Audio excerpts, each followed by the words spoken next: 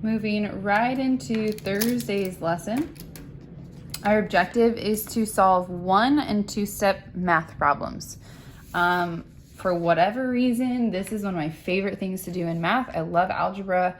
To me, it's like a puzzle. And one thing I love about solving 1- and 2-step equations is that you don't need someone to tell you if you did it right or not. You can always check your work.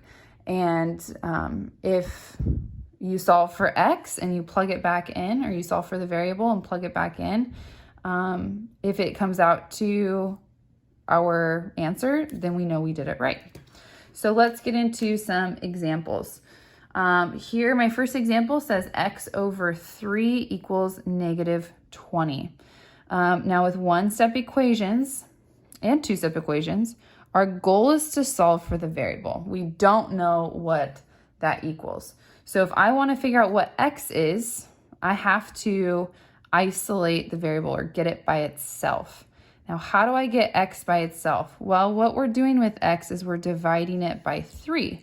So if I want to get rid of the divided by 3, I use the inverse operation. The inverse operation tells me to do the opposite.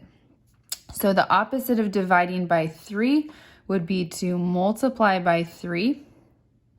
And whatever I do to one side, I have to do to the other side, because with the inverse operation, it only works if we balance the equation. And if you think about balance, we're talking about like if we're balancing a scale, it means both sides have to be even. So if I multiply by 3 on this side, I have to multiply by 3 on this side. If I divide by 3, then multiply by 3, these 3's cancel each other out. So that leaves me with x equals -20 times 3. Well, -20 times 3, 20 times 3 is 60, but a -20 times 3 would be -60. So my answer would be x equals -60. Now, if I plug this back in, -60 divided by 3, well, 60 divided by 3 is 20, so -60 divided by 3 is -20. So I did it correct. That would be my final answer. 1-step equation. All right, let's move into one that's a little more complicated. 2/3 x equals 8. X is my variable. That means I want to isolate it or get it by itself. Well, how do I do that? Hopefully, you know by now we're using the inverse operation. Here I'm multiplying x times 2/3. When they're next to each other, remember that means to multiply. So I need to do the inverse of multiplication, which is division. So here I'm going to not multiply by 2/3, but divide by 2/3. If I do it to this side, I must also do it to the other side. Multiplying by 2/3, dividing by 2/3 cancels these out. So that leaves me with x equals, excuse me, whatever 8 divided by 2/3 is. So I do need to do 8 divided by 2/3, which of course, 8 over 1 divided by 2/3. Can we divide fractions? Well, what we do is we keep, change, and flip. So I'm going to take my 8 over 1, change the division to multiplication, and flip the second fraction. Don't forget to flip the second fraction. 8 times 3 is 24. 1 times 2 is 2. 24 divided by 2 is 12. So 8 divided by 2/3 is 12. And if I were to plug in my answer, x equals 12, 2/3 times 12, we would get 8. For the sake of time, I'm not gonna check that answer. I do know that is correct though. All right, now we're gonna move into a 2-step equation. With 2-step equations, we're still using the inverse operation, but the first thing we need to remember is that we need to undo the addition and subtraction first. Then we undo the multiplication and division second. If you think about Wednesday's lesson, we talked about PEMDAS, the order of operations. If we're using the inverse, that means the opposite or backwards.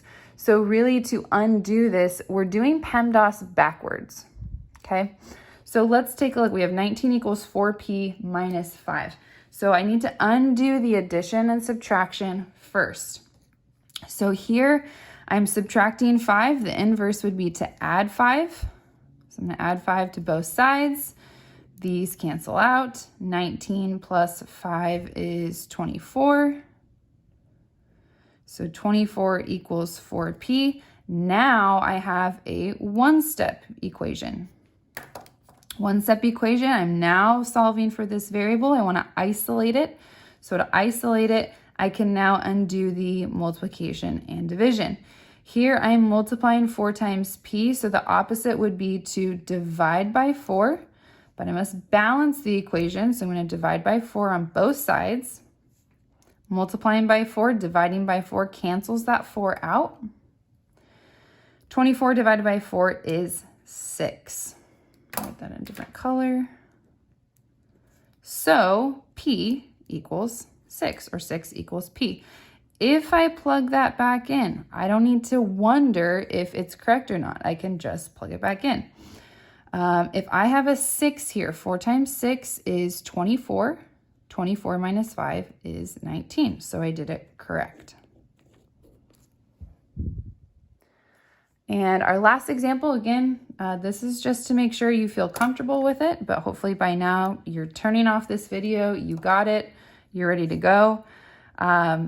First step, undo the addition and subtraction. So here I'm subtracting 8. Opposite of that would be to add 8. Minus 8 plus 8, those cancel out. So I have r over 2, or r divided by 2, equals 16 plus 8 is 24. Now I'm ready to isolate this variable. What am I doing with r? I'm dividing by 2. So the opposite of dividing by 2 is multiplying by 2. And I need to do that to both sides. If I divide by 2, multiply by 2, these cancel each other out.